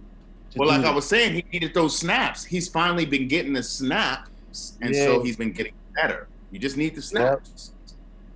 Also, before we get into this, man, prayers go out to the boy Casanova, man. Hopefully he can beat this one, because he's actually the feds is actually on him for indictment. He's looking at life in prison. So, you know what I mean? Cass, man, you the bro. Cass? Oh, what happened? Yeah, he got him and his team got indicted right now, earlier, a couple hours ago. And yeah, man, I hope he can beat them charges. Well, I mean, I know a good lawyer. He's a celebrity lawyer. I'm sure he's got people, but Yeah. He has got a lot of he has hot joints on his joint too. That's sad. Come on, shit. That's sad. Since we're talking about rap right now, let me have a side note to change our mood to a lighter one. Yo, Nyce. Yeah. Yo, Nyce. Yeah. So I started working on Tasia's album today. Oh yeah. Oh my God, son. Wait until you hear this shit. People are going to be like, what? Wait. Is she writing it? Yeah. Oh. Dude, Okay. dude, she's super dope. Her music is incredible. Like, it even shocks me. I've been checking out, like, you know, I've been keeping tabs. Yo, wait until you see like who she's got features with, yo. You're gonna be like, yo, she's rapping, yo. She's like, she got rappers on her album. Well, I will say this: That's dope. he has a lot of cats in the game already shouting her out, like official people.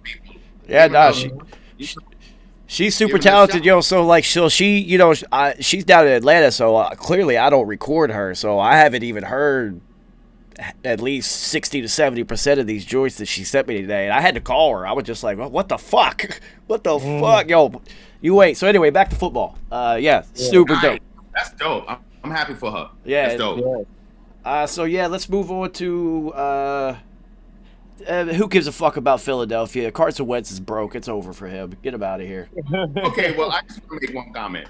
Okay, so they've been talking about this fucking Jalen Hurts experiment this whole fucking entire time. And then he gets in, he completes a pass when Philly wasn't doing shit. And then, okay, come to the sideline. What?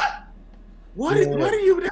What are you doing? So that's another coach that might lose his job. Doug Peterson might be out of job.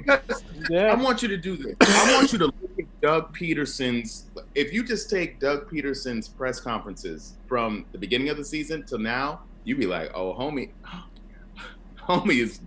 is sinking in quicksand fast because he's run out of shit to say. He's saying shit that doesn't even make sense.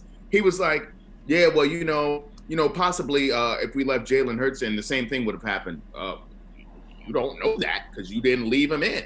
Like, you don't know what Jalen would have done versus what Carson is doing. You know what Carson is doing.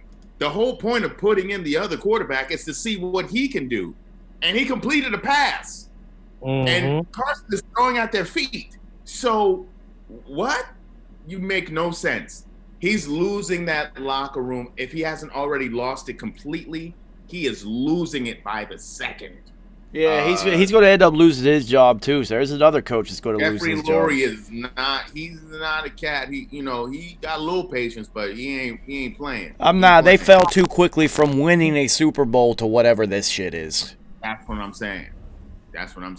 Look, the coaches in Dallas are on the hot seat and losing their jobs, and they didn't even win a Super Bowl. And I'm sorry.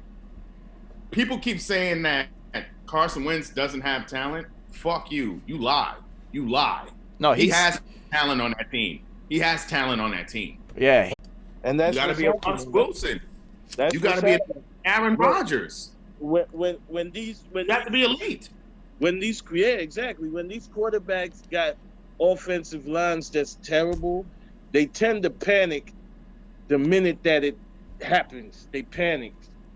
So they start making these stupid decisions because everything is coming at them so fast.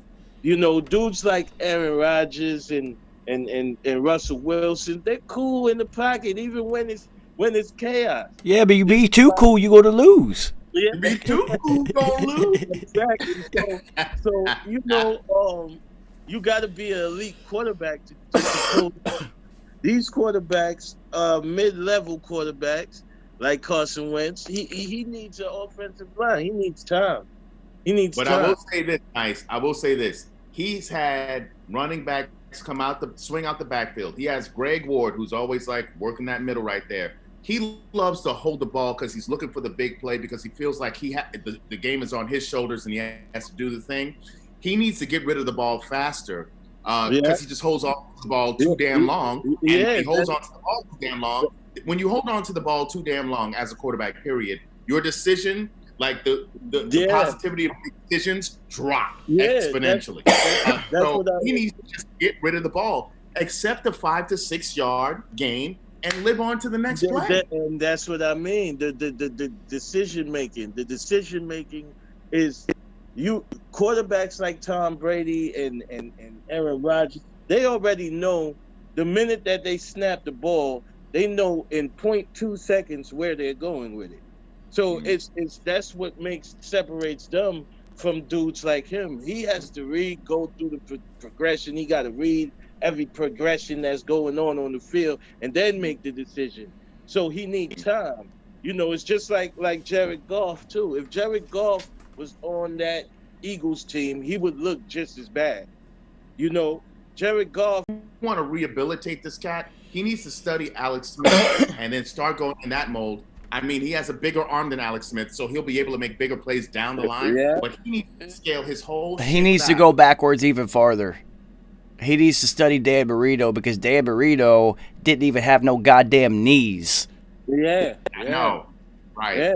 So that's all. I need to make this decision in under 3 seconds, and that's what he needs to learn. That's what he needs to learn. He has to learn that. He's doing it. He's taking too long. And by the time I said Alex Smith, because Alex Smith also had running backs where Dan Marino really didn't until Bernie Parmalee. Yeah. Who should be making me my bagel with cream cheese? Cherry marmalade. So fuck Carson Wentz. We're talking about Carson Wentz too goddamn long. What the fuck are we doing? What are we doing? Sam Darnold effect. Because he got paid $123 million fucking dollars. Nyce, you're not going to bring this back to the Jets somehow. I like how you tried to do that. He went to another green jersey. No. We all green. He has the Sam Darnold effect. All right, so Nyce, before we move on to next week's games, let me ask you, what the fuck? Why would you even put Sam I Am back in when Broadway Joe Flacco was getting busy? Yeah. I mean, this is what I'm telling you. The plan is to lose. They already spoke in that organization. Listen, this is what's going to happen. We're going to keep the games decent, and then we're gonna just blow it. I mean, what is Sam Darnold even thinking? Well, what are you even thinking when you're sitting in the quarterback room and you're just like, they can't possibly have told him, like, listen, kid, we need you to lose. But they know if all we got to do is let Adam Gase call plays, and we're gonna fucking lose. Yeah, Adam Gase is gonna make sure that we lose because his play calling, he has some kind of technical offense that no one knows but him in his head. He's the only one that knows this offense, apparently. No one can figure this offense out. So they're like, all right, you go ahead and you call these plays and we'll just continue to lose.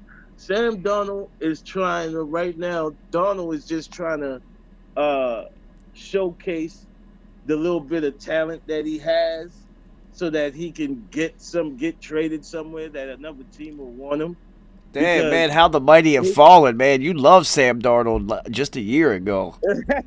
I mean Sam it was all good just a year ago. Sam is a good quarterback, man. It's just we get it. No, stop it. You want Trevor Lawrence. Stop fucking. Let's just cut to the chase. Listen, we are in the business. We are in the literal business of not for long. We get it. Yeah, Nyce. We don't do that here. You want? I'll say it, so you don't have to say it. No, AKA no fucking loyalty. AKA no fucking loyalty. Jesus. Trevor Lawrence, baby, he's on the way. He's on the way, y'all. I can't wait until you guys get the first pick and pick Justin Fields instead. It's going to be. Oh man, I will never. It right now. I will never be a Jets fan. Nah, you know who they're gonna pick? They're gonna pick that running back from Buffalo who just scored like 8 touchdowns on Kent State and ran for 409 yards. They're gonna be like, ooh, he's good. Maybe he could back 95-year-old Frank Gore. Man, if this thing happens, if I don't hear Trevor Lawrence to the Jets, I'm never gonna be a Jets fan ever again. All right, you heard it here first, everybody. So, I was trying to stop you before you made this big sweeping declaration. No. He said it. Right now, you're not I gonna get said Trevor it. Lawrence. I said Damn it. it. Okay. I I wanted to said say it. it. Trevor Okay. Lawrence has to come and save the day, man. This is a complete fire dumpster going on right now in New York. Yo, so only Nyce. thing positive we have right now is Quinn Williams. He is balling, and he has nobody to ball with. But he's Nice. actually second Yeah, to y'all wasting him. Y'all wasting Donald him. in the He's team. nice. Yo, somehow, some way, we're talking about the Jets again. What the fuck is going on? In 2020 is the worst year ever. The nice effect. Nice Shout wasn't. out to my boy Quentin Williams, man. Shout out to Quentin, man. That boy balling. Ooh, that boy good. Yo, so anyway, fuck the Jets. So next week, we don't have any Thursday night football coming up this week because of the Ravens situation. So the Ravens and Steelers are actually playing on Wednesday, but that's week 13's last They're game. playing in like a few hours. They're playing at 3:40. Yeah. Well, in the the reason that they're playing at 3:40 is because NBC is broadcasting the lighting of the tree at Rockefeller Center, and they already have that contract, which is hysterical. The NFL takes a back seat to lighting a tree. Yeah. To a damn tree. Damn tree. Hilarious. And it's not even Arbor Day. Hilarious. So we got an interesting matchup because New Orleans at Atlanta. I think I'm actually going to rock with Atlanta on this one. Wait, New Orleans? Yeah.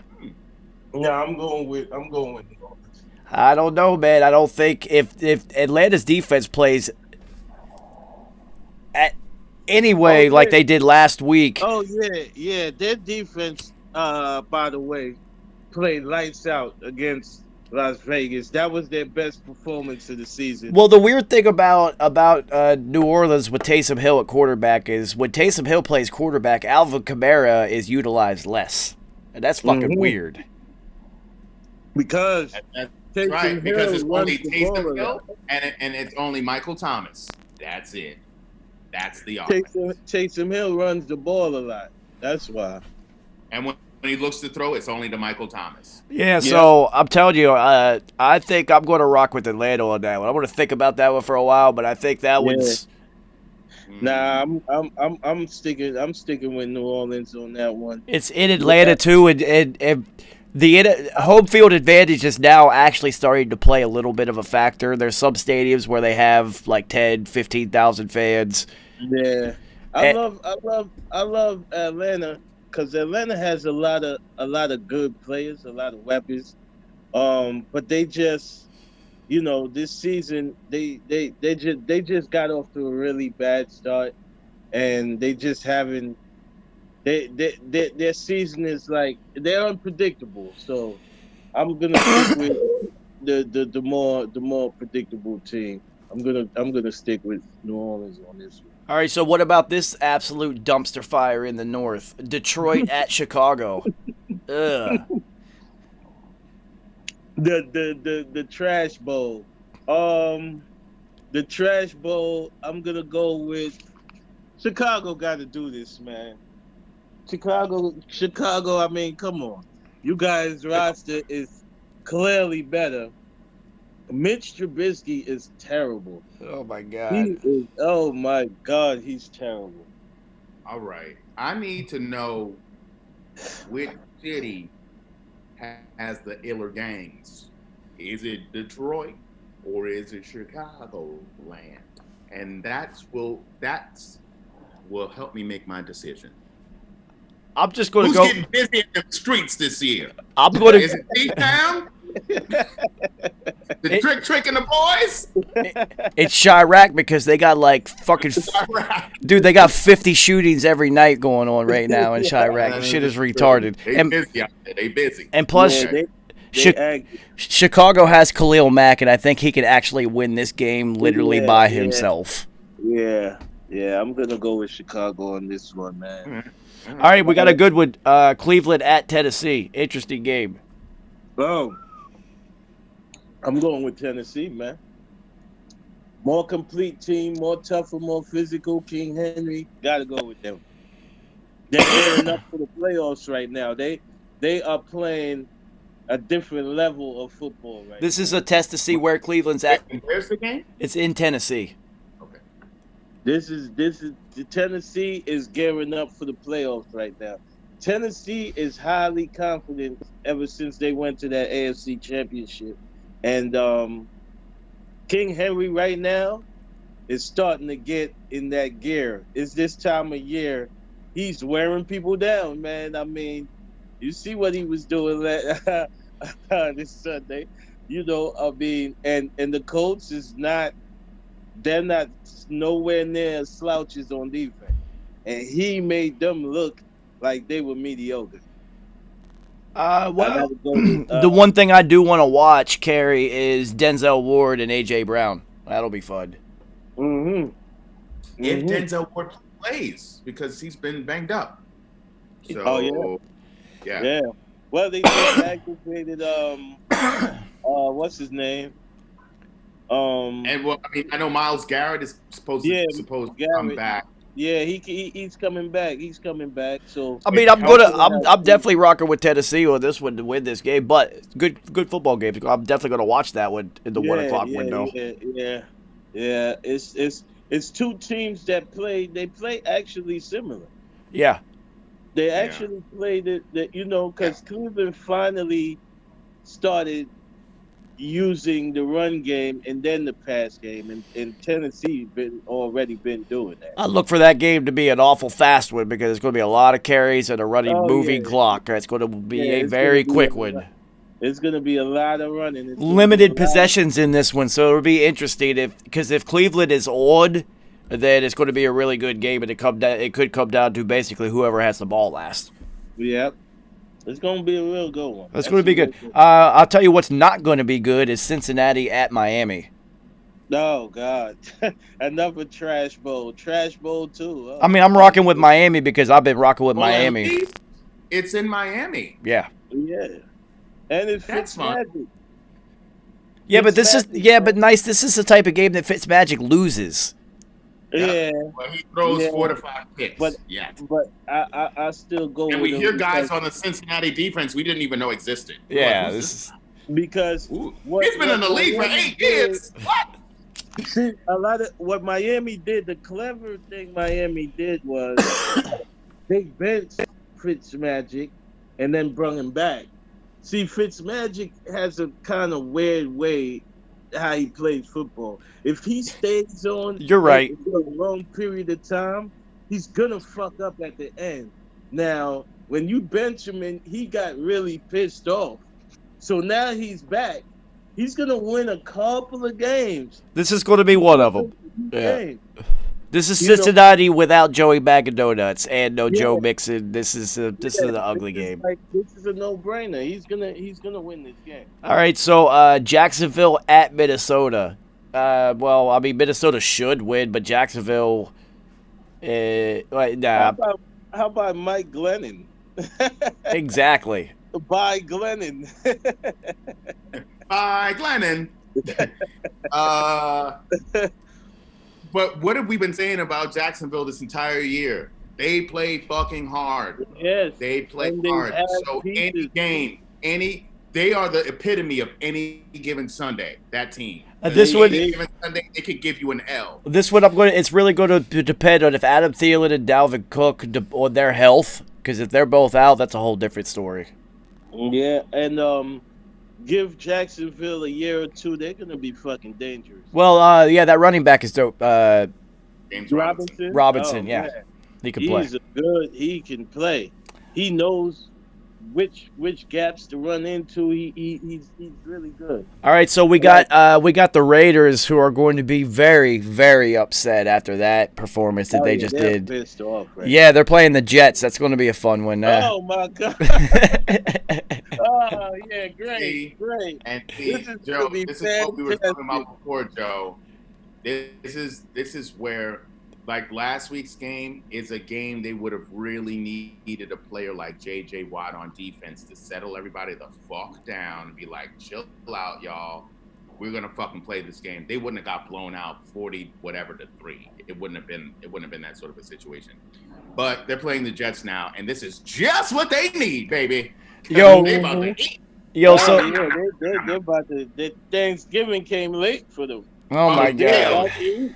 They gonna eat all the giblets. I mean, Quentin Williams is gonna do his thing. That's all I'm gonna say. Denzel Mims, love him. doesn't that's matter. about It it. doesn't matter. This Well, is you're probably not gonna love him this week because Darnold is not gonna throw the ball to him. So yeah. Donald Yeah. doesn't throw it to him. Donald doesn't Donald. throw to anybody. Donald just keeps Right. it himself. right. He throws it to the other team. Yeah, he does throw at least 2 or 3 times. He is going to throw it to the other team. That is for sure. Interesting game after that when Indy at Houston. No, it's not because Will Fuller's out for the next 6 weeks. He's out of there. Yeah, it's over for Houston. They It's literally over. have poor Deshaun Watson has absolutely Yeah, nobody to throw it to Watson now. Has he got Cotry. What's his name? Cotry. Yeah, exactly. Kuti. Kuti. Yeah. Oh my God. Did you He got that cute. He got that Kuti. did you He just got say that Kuti. did you just say that Got they're that Houston is serving poutine? Is that what? He got the cootie. I could go for some poutine right now. Oh, yo, man. Hey, that shit What a is. sweet Canadian treat. Yeah, Canada got something right with that one. Yeah, Indianapolis is going to be pissed off after that last game, too, of Derrick Henry slashing them. I think they're gonna thump the shit out of Houston. Honestly. Yeah, even if Phillip Rivers throws 7 picks, they're still going to win that game. Yeah.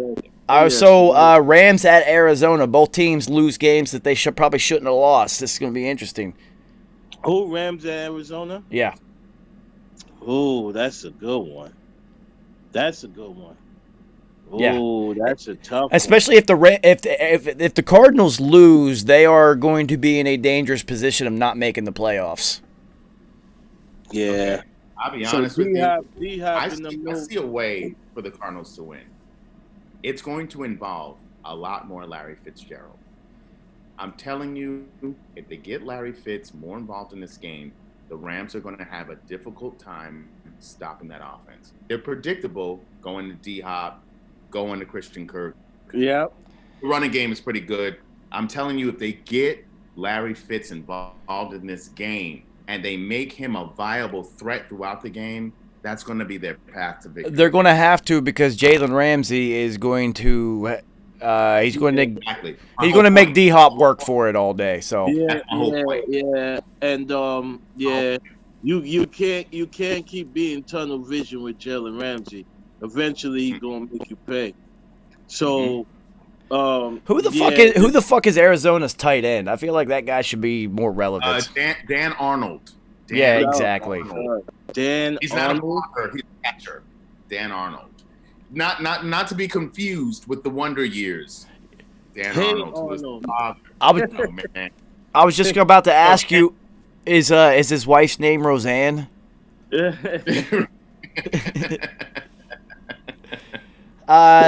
Interesting game though, especially when two teams that are kind of in the lower half of the playoffs, especially in a division game, coming off of losses. This is almost a de facto playoff game. Interesting. The G-Men minus Danny Dum Dum at Seattle. Well, maybe not minus Danny Dum Dum, but I think it should be minus Danny Dum Dum. Who's the G-Man backup? Colt McCoy. Colt McCoy? Yeah. Oh man. Why you say it like that though? Why you have to say it like that though? Colt McCoy is not good at all. I don't Colt McCoy. Oh my God. Colt McCoy is Wait. Hold He's up. good for 350 games. When your quarterback room is Sam Darnold and Joe fucking Flacco, you can't be putting all that spice talking about my quarterback room. Hold up. Yo, so Kerry, I'm going to tell you exactly what's going to happen. Nyce is going to get his wish. Actually, no, it's not. It's going to be even more diabolical than that. The Jets are going to pick Justin Fields #1 overall, right? It's going to happen. Yeah. And then in week 1 of preseason, Justin Fields is going to get hurt. And you know who they're going to sign? Colt McCoy. Colton fucking McCoy. Yo, I'm laughing my telling you, damn ass off. I'm telling you, if the Jets draft anybody else except Trevor Lawrence. I'm not a Jet fan anymore. I said it on the show. And Yo, I'm if sticking if Colt McCoy becomes their starting quarterback next year in the manner that I said, I am buying season tickets for you, Nyce, and we're going to every game. No, we're Straight not. up. And I'm joining. Yo, I mean, realistically, if Colt McCoy is your starting quarterback, season tickets are going to be about $37 for the year. So I'm with it. Colt McCoy averages at least 2 picks a game. Okay. All right. Listen, he hasn't played consistent football in a lot of years. We get that. We understand. Since college, since This Texas. is what we know. This is what we know. But you never know. He might get some of that old Matt Brown magic back. No, he won't. UT. No, he won't. I love fans of Matt teams Brown that try to doesn't know how develop justify their quarterbacks. shit. That's why he didn't. That's why he didn't last at UT. I admit my team is getting blown out. You have to admit Seattle is gonna destroy y'all this Sunday. Well, I mean, I don't know about a total destruction. It's not going to look like no, it's not gonna be a complete blowout, but y'all gonna lose. Yeah, this is a good game for Russ to get himself back on track. That is for back sure. to the MVP conversation. Yeah, I mean, because the way I look at it, Bradbury's going to have to cover DK Metcalf. He's going to have to cover him. Oh my God! And then, yeah, That's not a good matchup. yeah. I mean, at least he's tall. He's big because, well, let's just say Bradbury covered Julio Jones for a good chunk of time. So he has size. This is not to say that he's going to stop him. I'm just going to say he's going to give him more of a problem than Slay did. He's going to give him more of a problem just because he's longer. The Giants' defense is really good. I can't believe we're still talking about this game. Yeah. We gotta really decide. We gotta really dissect this shit, You know what I'm saying?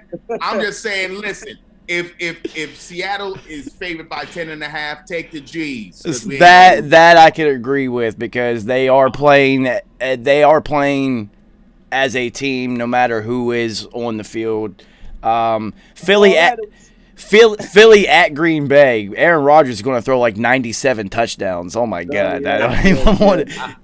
Aaron Rodgers is completely pissed off. As you see what he did to Chicago. I mean, it's against Philly too, man. That's when he is going to. I'm probably going to have Aaron Rodgers as my fantasy quarterback this week. And Green Bay is getting healthier and stronger, especially on offense. So that's a bad sign. And Philly doesn't have a running game, which is the only thing that you can beat Green Bay with. Well, so I mean, they do. No, they actually do. They have Miles Sanders and Boston Scott. They just don't utilize it enough. They just don't commit to it enough. Aaron Rodgers is still throwing 9 A lot touchdowns. of Carson Wentz, but they keep putting the ball in Carson Wentz's hands. The real over-under on that game should be how long into the fourth quarter does Aaron Rodgers play? Well, I can guarantee you one damn thing. Jordan Love ain't getting in the game. No, whoever the other guy is gets to go. The other guy is. Jordan Love ain't getting in that game. Yeah, so fuck the Eagles. New England at the Chargers. Interesting game because New England, after that last win, if they win out, could sneak into the playoffs, and the Chargers have shown that their coaches will lose that game, and Bill Belichick can win games by himself. So that's interesting. Also, I'm seeing a resurgence of James White. Yeah, I mean he's going. I mean this is his toughest fucking season. My heart goes out to James White. I know those feels. So for him to be balling like he's balling right now. And Damian Harris is getting busy. He's playing well. Damian Harris is getting busy, and they're going to run the rock. And I mean, Joey Bosa had a big game because of all the dropbacks. But if you just run, you're not gonna you neutralize him. And I mean, and realistically, in the last game, Cam was like 3 for 9 for the game. It was a really ugly game. It's just they pulled it out because it was. And they won. It's good. Patriots, man, they figured out. See, this is why I always say the Patriots is a good organization because they figured out their strengths and they utilize it. Well, in this one, if you got Bosa and that pass rush coming at you, you just run the ball. You shorten the game. You have Gilmore's going to cover Keenan Allen. Yeah, is like Melvin Ingram even back? No. Is Melvin? He's not. No, everybody runs, man. I mean, everybody runs from the quarterback to everybody. So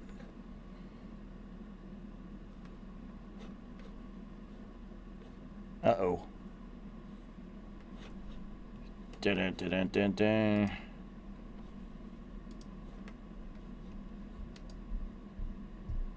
the decision making just gives up. They just like, well, yeah, it's like they act like they playing Madden, but Nah, I'm telling you, they can. Like new Madden, like old Madden. They can be completely outcoached, and I can see them getting outcoached on their own. So, Denver at Kansas City. Well, Patrick Mahomes is going to throw 10 touchdowns if Aaron Rodgers throws 9. This is good. Well, maybe Denver will have like a backup punter play quarterback this week. We'll see. And he'll just like pooch kick it down the field. See if receivers can catch that. Kansas City and Denver. This is fucking. Oh my God. Yeah. Oh my God.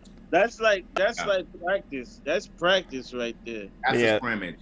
So Monday Night Football, we have a really interesting game, and it's Monday at 5 p.m. because of all the scheduling changes. And Pittsburgh keeps getting fucked in these scheduling changes. It's Washington at Pittsburgh, and it's the Washington Alex Smiths at Pittsburgh.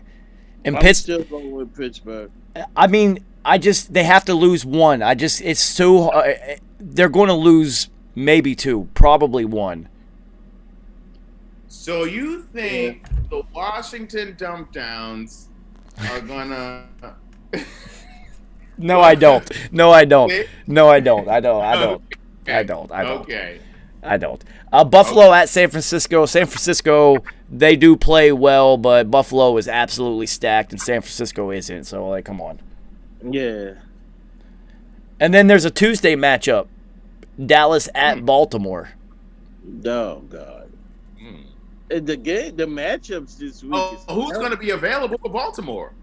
Exactly. They're going to have to call Ray, Suggs. Well, Ed Reed is busy right now. Trent Dilfer could just hand the ball off. See what Michael McCrary is doing. Tony Saragusa. You know who they need to call? RG3 not playing? Yo, he's gonna play. Yeah, he'll be present. You know what? It's the age of Rona. They might call Ray Rice. Yo, Kerry, you know who they need? Distracted. They might just call Ray Rice up. You know who they should have called? Tyrod Taylor. Yes. He already knows the offense. He was there for a couple years. The strength of the rod. Lo and behold, the rod. Respect the rod. And then on top of that, Kerry, on top of that, it would have revived Lamar Jackson's career simply by having Tyrod Taylor get a start in front of him. Straight up and down. Happens every time, people. Lamar would be like this. Oh, shit. I'm about to be invincible. Respect the rod, man. Word. So yeah, playoff picks are starting to shape up a little bit. We'll see. We'll see. It's this Roni shit getting this late into the season, especially with cold and flu season coming up, is going to play a huge fucking role into it. But clearly, the NFL cares about some teams and not about others because they will shift Baltimore and Pittsburgh around all over the place, and they told Denver, "Fuck you, you're gonna play." Yeah, you're gonna play with the road. Denver, you're safe enough. You're safe enough, so don't worry about it. They telling them. Baltimore's a hotbed. Word. So this is perfect timing because Zoom is telling me that we got to refresh it, and I don't feel like it. We just finished this week's games coming up, and I need to go eat some food. So nice, Kerry. I appreciate it. We will be in touch when all this nonsense happens this week coming up because there will be some nonsense. Jamal Adams out. I'm still waiting for this week to end. We still got another game. I cannot wait for Colt McCoy to start for the Jets. We out. Oh, man, that is going to be hilarious, and I'm going to go eat some food. Shout out RIPP333. You already know.